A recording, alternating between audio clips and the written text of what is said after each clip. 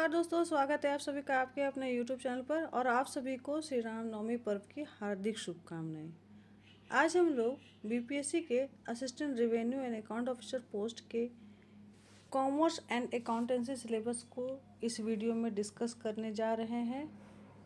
Syllabus ये थोड़ा बड़ा है, बाकी जो सिलेबस हम लोग दो इकोनॉमिक्स और स्टैटिस्टिक्स का देखेंगे तो उसकी तुलना में, उसके कंपैरिजन में अगर हम देखेंगे कॉमर्स का सिलेबस तो ये बड़ा हो जाता है। रीज़न, इसमें ना सिर्फ आपको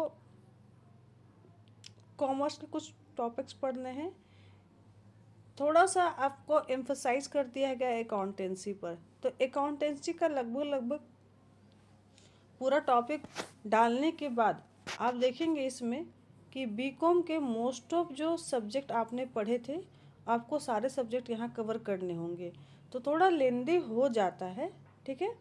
और कुछ टॉपिक्स आपको यहाँ पर एम कॉम को भी टॉपिक नहीं कहेंगे, उसको आपका सब्जेक्ट ही कहेंगे। एम कॉम के भी सब्जेक्ट मैं आपको यहाँ पर दिखाऊंगी कि उनको भी कवर करने हैं। भले ही आपसे क्वालिफिकेशन एलिजिबिलिटी आपकी जो रिक्वायर की गई है यहाँ पर वो आपका बी कॉम मांगा गया है, बट आपका कुछ पेपर आपको यहाँ पे एम कॉम वाले देखने को मिलेंगे। तो मैं आपको डिटेल्स में आगे टॉप टू द टॉपिक समझा रही हूँ। आपका जो assistant revenue and account officer का जो एग्जामिनेशन होने वाला है उसमें क्या क्या टॉपिक्स आपको कवर करके जाने हैं ऑप्शनल पेपर के लिए, वो आपको यहाँ देखेंगे। चलिए, और एक और चीज़ मैं बता दे रही हूँ, डिस्क्रिप्शन बॉक्स में बाकी चीज़ें डिटेल्स में दे दी गई हैं। जैसे इकोनॉमिक्स ऑप्शनल वाले में आपको बच्चे लोग मैसेज कर रहे थे कि मैम जो कोर्स है वो कब से स्टार्ट हो रहा है, आपका क्लासेस कैसे होगा। तो बाकी चीज़ें मैं सारा कुछ डिटेल, फीस स्ट्रक्चर के बारे में भी मैं बता चुकी थी। इसमें भी आपको डिस्क्रिप्शन बॉक्स में जाएंगे तो क्लास और बाकी सारी चीज़ें आपको डाल दी गई हैं। देखिए, मेरा क्लास जो होता है वो गूगल मीट पर भी केवल होता है, वो आपको ऐप के थ्रू नहीं होगा कि मैं आपको इधर सिर्फ लाइव क्लास ले लूँगी और आपको रिकॉर्डिंग प्रोवाइड कर दूँगी। मेरा जो क्लास है वो लाइव होता है टू द मतलब स्टूडेंट और टीचर के आमने सामने का इंटरेक्शन होता है, सो दैट कि क्योंकि कुछ टॉपिक्स इसमें ऐसे होंगे जो आपको इसमें कन्फ्यूजन होगा, आप मुझसे पूछेंगे ही, है ना।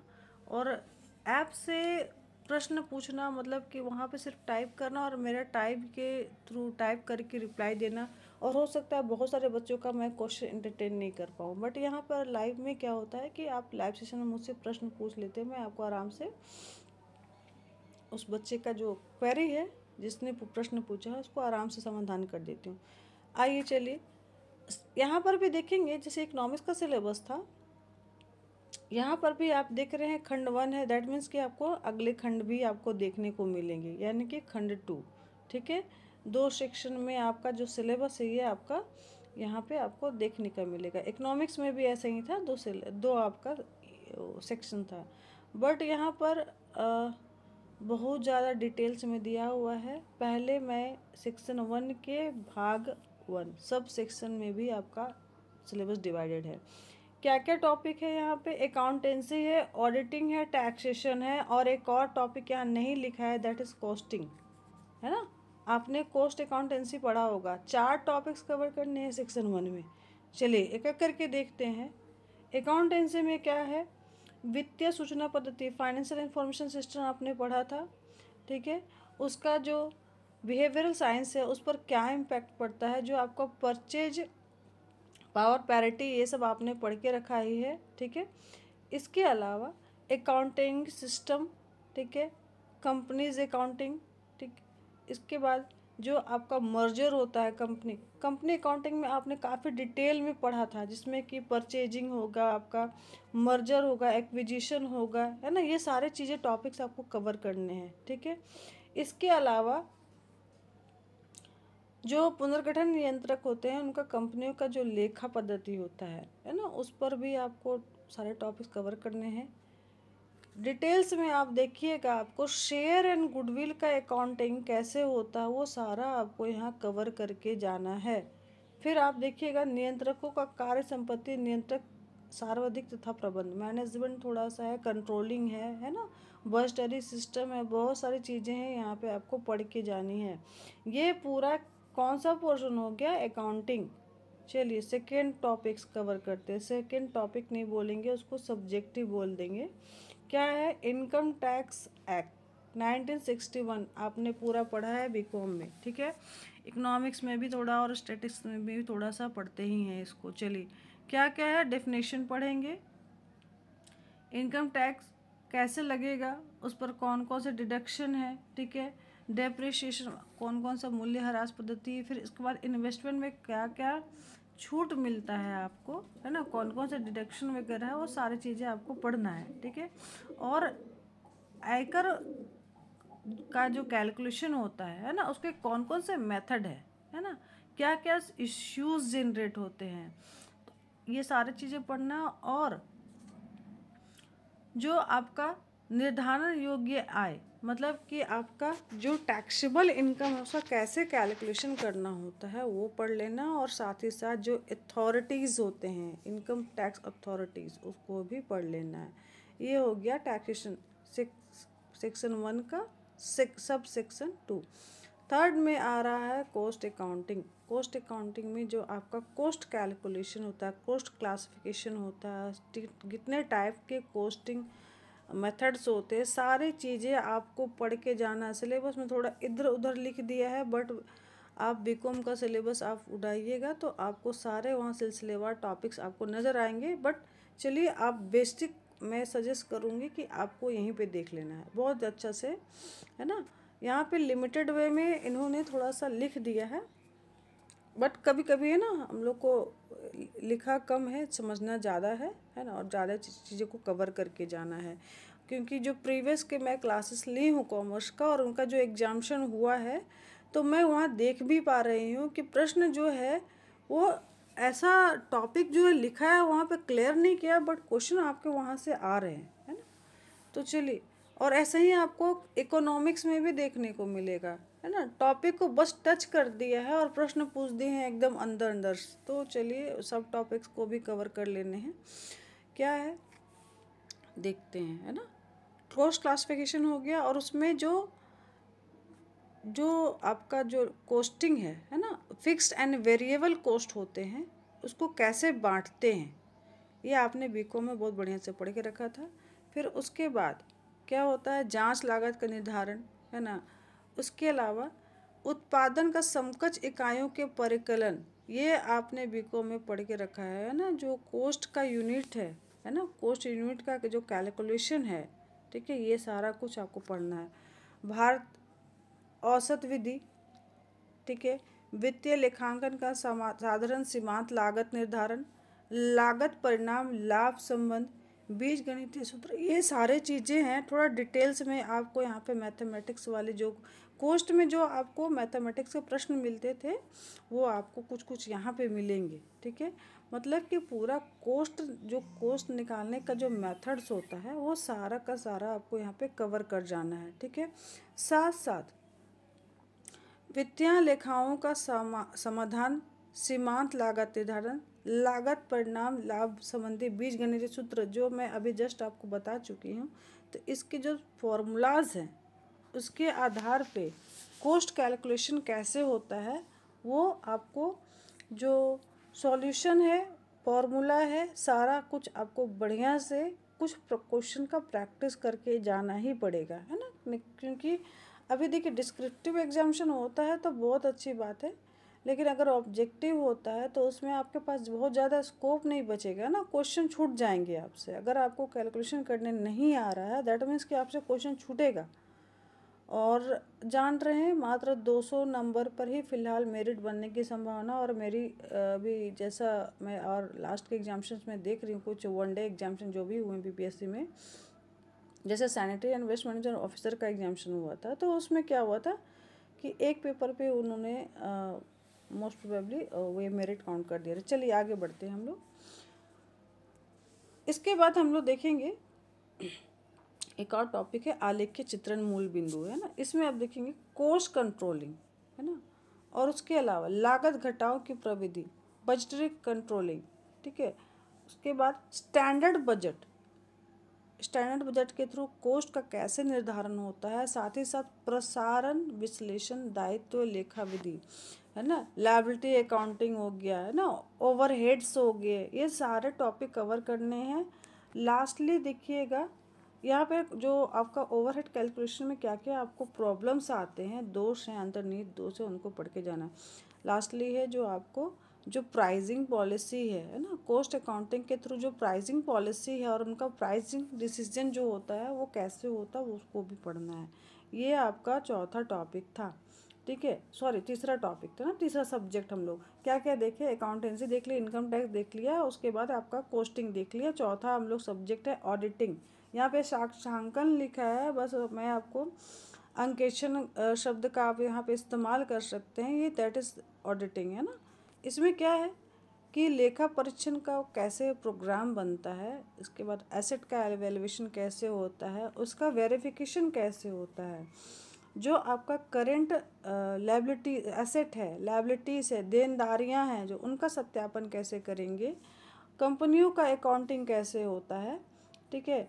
इसके अलावा लेखा परीक्षक की जो नियुक्ति होती है उनके क्या कर्तव्य हैं, दायित्व क्या हैं, ठीक है।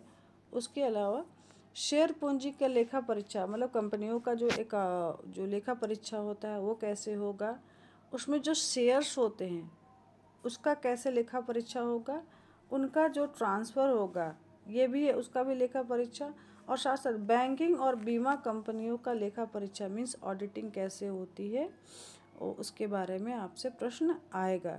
पूरा सब्जेक्ट कवर नहीं करना है, ऑडिटिंग में पूरा सब्जेक्ट कवर नहीं करना, बट मैं आपको देखेंगे तो आधा सब्जेक्ट तो ज़रूर कवर हो जा रहा है ऑडिटिंग का ना, तो आप थोड़ा सा इसको बढ़िया से पढ़ के जाएंगे। ये आपका सेक्शन 1 कवर हो गया। सेक्शन 2 में आते हैं हम लोग, यहाँ पर क्या क्या टॉपिक है। पहला है आपका व्यापार वित्तीय तथा व्यापार वित्तीय संस्थाएं, है ना। यहाँ पे आप देखेंगे फाइनेंशियल मैनेजमेंट जो है कवर करना पड़ेगा। कुछ आपने बीकॉम में पढ़ा है, कुछ टॉपिक्स आपको ये मास्टर वाले मिलेंगे। क्या है फाइनेंशियल मैनेजमेंट में, उसका जो अवधारणा है, उसका जो क्षेत्र है ना, उसमें साथ साथ बजटिंग है, पूंजीगत बजटिंग हो गया, उसके जो रूल्स होते हैं वो सारा कुछ पढ़ लेना है। इसके अलावा कैश फ्लो स्टेटमेंट वगैरह पढ़ना है, ठीक है, ठीक। उसके बाद देखेंगे फाइनेंशियल अकाउंटिंग में जो निवेश निर्णय है उसमें अनिश्चितता क्या है और उसका समावेश कैसे करते हैं इष्टतम पूंजी में, वो पढ़ के जाना है। नेक्स्ट टॉपिक है पूंजी की संरचना का आपका कैलकुलेशन, है ना। पूंजी का जो भारित औसत विधि आपने पढ़ के रखा था, और अल्पकालीन, मध्यकालीन और दीर्घकालीन वित्त के जो स्रोत होते हैं ना, उसमें आपका जो मोदगिलानी मिलर जो मेथड्स है उसको कवर कर लेना है, ठीक है। जो आपका डिवेंचर है, डिवेंचर में आपको जो सार्वजनिक और जो है ना परिवर्तनीय डिवेंचर होता है उसका क्या भूमिका होता है। फिर आपका ऋण इक्विटी रेशियो, है ना, लोन अब डेब्ट इक्विटी रेशियो बोलेंगे तो उसको आपको पढ़ के जाना है। तो यहाँ से आपको थोड़ा सा टफ होगा, अगर आपने आपका जो फाइनेंस पोर्शन है वो मजबूत नहीं है तो ये पोर्शन आपके लिए टफ हो सकता है, इसमें कोई शक नहीं है। जिस प्रकार से आपका सेक्शन 1 में कॉस्टिंग आपके लिए थोड़ा टफ होगा, यहाँ पर उसकी तुलना में मैं तो कहूँगी थोड़ा ज़्यादा टफ हो सकता है अगर आपका फाइनेंस ठीक नहीं है तो। और अगर पेपर 2 सिर्फ कॉमर्स या सिर्फ अकाउंट्स, सॉरी सिर्फ इकोनॉमिक ऑप्शनल या स्टैटिस्टिक्स ऑप्शनल पर अगर इन्होंने मेरिट काउंट कर दिया तो कॉमर्स वाले स्कोरिंग तो है ही वो उनके लिए, लेकिन जो जिनका ये कॉमर्स अच्छा है उनके लिए स्कोरिंग है। लेकिन अगर थोड़ा वीक है, आपने बस इजी में आपने कॉमर्स का बीकॉम एग्जामिनेशन दे दिया था, बस पास कर गए थे और बहुत ज़्यादा कॉन्सेप्ट क्लियर नहीं है, तो आपके लिए कॉमर्स जो है सिलेबस बहुत टफ होने जा रहा है ना। क्योंकि अगर सिर्फ सेक्शन ये सिर्फ ऑप्शनल पेपर पे मेरिट काउंट होता तब दिक्कत आएगी, हो सकता है इसमें इकोनॉमिक्स वाले बाजी मार जाएं, है ना। चलिए आगे डिटेल्स देखते हैं।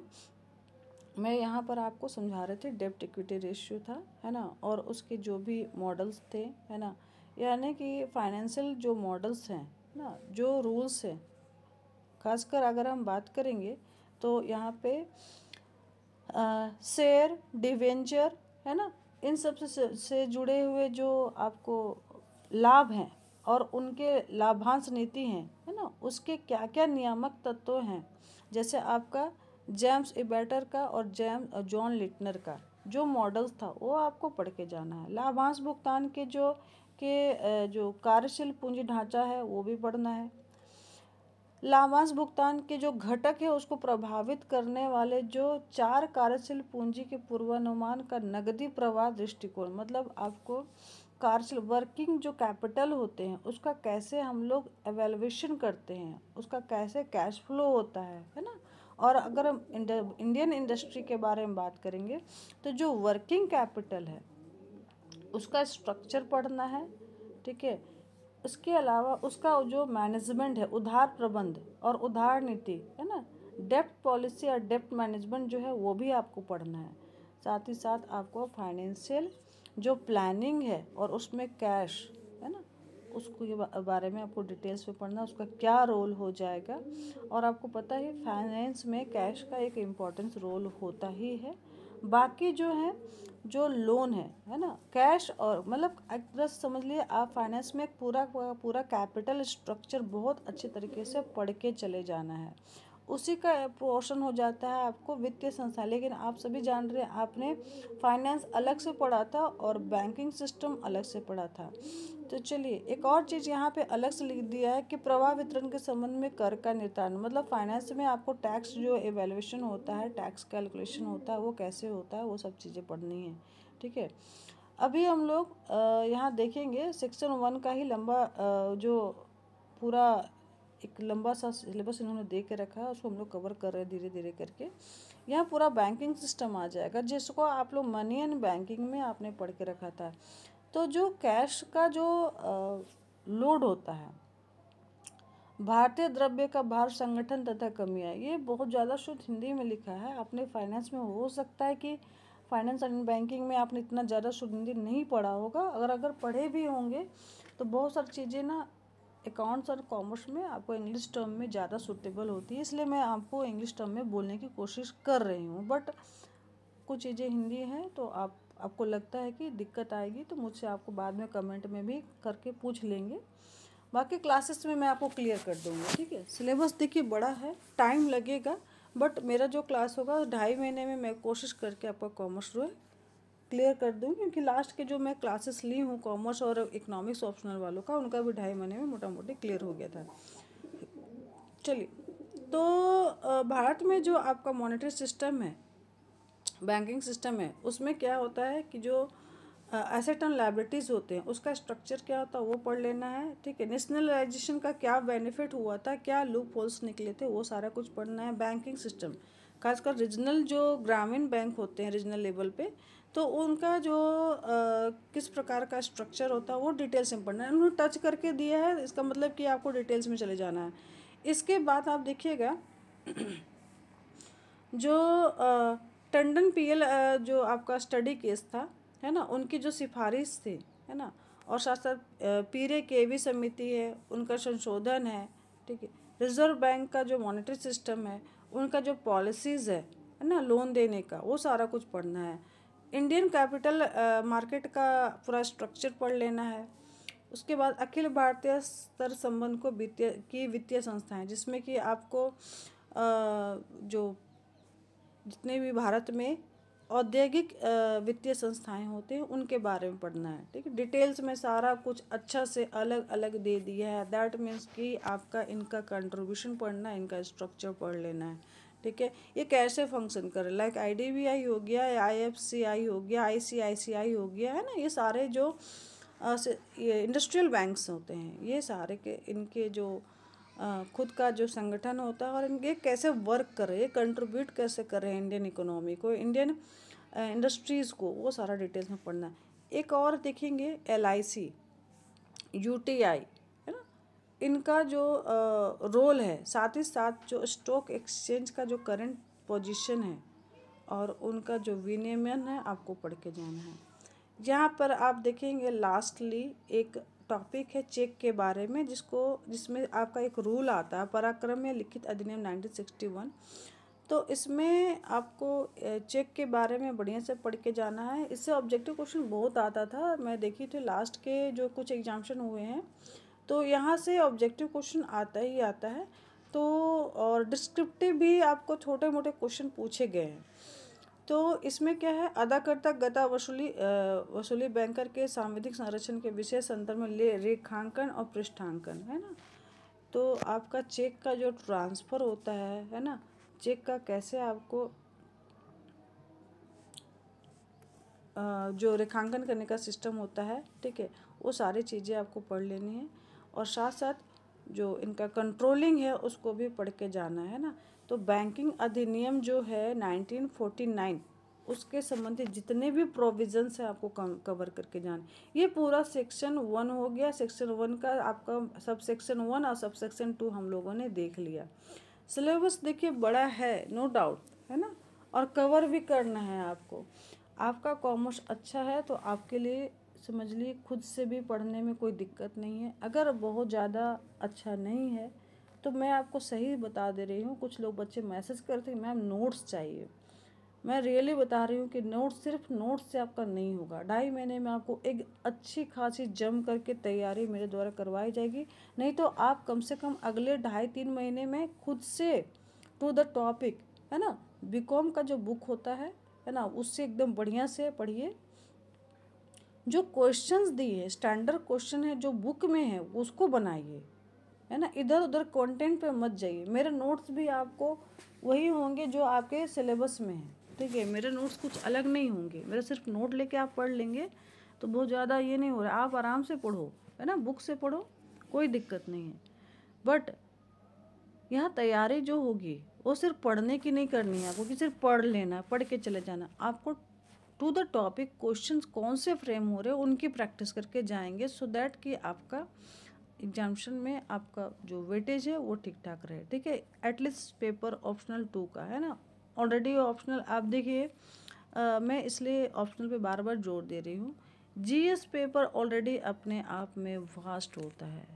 अब जो बीपीएससी के अभ्यर्थी हैं उनको पता ही है कौन कौन से सब्जेक्ट्स पढ़ने होते हैं, ठीक है। तो उसमें आपको एक पेपर जो लाइटेड होता है वो आपका ऑप्शनल है। तो ऑप्शनल आपके लिए, है ना, विन विन पोजीशन में लाने वाला सब्जेक्ट हो जाएगा, पेपर हो जाएगा। चलिए आपका जो सब सेक्शन 2 है उसका सब सेक्शन 1 देखते हैं हम लोग, है ना। यहाँ पर कुछ टॉपिक्स आपको देखेंगे। जो आपका इंडस्ट्रियल रिलेशन है ये आपको मास्टर का, जो मैं आपको पहले बता रही थी कि आपका यहाँ मास्टर का भी कुछ टॉपिक्स कवर करने को मिलेगा, देखने को मिलेगा। चलिए पार्ट 1 है जो ऑर्गेनाइजेशनल पॉलिसी है, ठीक है, ऑर्गेनाइजेशन प्रिंसिपल है, उसमें आपको डिटेल में पढ़ना है। क्या क्या पढ़ना है, चलिए यहाँ थोड़ा सा मैं स्पीडअप चलती हूँ। जो संगठन का प्रगति है तथा आधारण, है ना, जो ऑर्गेनाइजेशन है यहाँ पे ऑर्गेनाइजेशनल बिहेवियर आपने पढ़ा होगा, ओबी, है ना, और ये आईआर है, इंडस्ट्रियल रिलेशन है। 2 सब्जेक्ट आपको सेक्शन 2 में पढ़ने हैं। ओबी में क्या क्या है, जो संगठन का लक्ष्य है ना, वो कितने टाइप के लक्ष्य है उनको पढ़ लेना है, ठीक है। लक्ष्य को प्राप्त करने के लिए क्या क्या आपका तरीका है उसको पढ़ेंगे, ठीक है। इसके अलावा जो ऑर्गेनाइजेशन का आपका संगठन होता है किस प्रकार के संगठन होता है ना, लाइन स्टाफिंग, है ना, वर्किंग, ये सब सारे चीज़ें को पढ़ना है। और प्रोजेक्ट में आपको जितने टाइप के जो प्रोजेक्ट्स हैं, प्रोजेक्ट्स का जो आपका किस प्रकार से वर्क होता है वो भी पढ़ लेंगे। इसके अलावा अगर फॉर्मल और इनफॉर्मल ऑर्गेनाइजेशन का जो आपका फंक्शन होता है, क्या लिमिटेशन होता है, वो सारी चीज़ें पढ़ के जानी है। ऑर्गेनाइजेशन पॉलिसीज़ हैं, उसमें जितने टाइप की पॉलिसीज़ थे उसको बढ़िया से पढ़ के जाइएगा, है ना। उसका कैसा डेवलपमेंट हुआ है, अगर उसमें आपका न्यू क्लासिकल मेथड्स होता है, इसके अलावा ब्यूरोक्रेसी होता है, वो सबको पढ़ के जाइएगा। नेक्स्ट है ऑर्गेनाइजेशन में सोर्सेस ऑफ पावर हो गया। इसके अलावा राष्ट्रीय गतिक प्रणाली के रूप में संगठनात्मक व्यवहार, ओबी, टेक्निकल सोशल मेथड्स होते हैं, पावर मेथड्स होते हैं, ये सारा कुछ पढ़ेंगे। यहाँ पर आप देखेंगे जो ओबी में आपको जो आपका चैनल्स होते हैं, फंक्शंस होते हैं और जो मेथड्स होते हैं, उसमें कुछ को अलग से इन्होंने जो प्रणाली अलग से डिफाइन कर दिया कि कौन कौन सा आपको टू द टॉपिक कवर कर, जैसे मैस्लो मैक्लेनर का है, हजबर्ग का है, ठीक है, लिंकट का है, ब्रून का है, ये सारा आप कवर कर लीजिएगा। पॉटर का है, लेलर का है। इनके जो सैद्धांतिक तथा अनुबोधात्मक आधार अभिप्रेरण के आदन, मतलब आपको यहाँ पे जो मोटिवेशन था है ना, अभिप्रेरण के सिद्धांत थे, ये सारे पढ़ के जाने हैं। इसके साथ साथ एडन और ह्यूमन मॉडल जो है मनोबल और उत्पादकता से संबंधित पढ़ेंगे। नेतृत्व सिद्धांत, फिर आप मतलब लीडरशिप बोल देंगे उसको, ठीक है। साथ ही साथ मनोबल संगठन में साधन प्रबंधन, जिसमें कि आपको बिहेवियरल एनालिसिस पढ़ना है। संगठन में जो आपका कल्चर है उसका क्या इम्पोर्टेंस होता है, ठीक है। एनालिटिकल जो आपका थॉट्स होते हैं, तर्क बुद्धि होती है, उसकी क्या लिमिटेशन है, उसी में साइमन मार्क का उपागम पढ़ लेना है।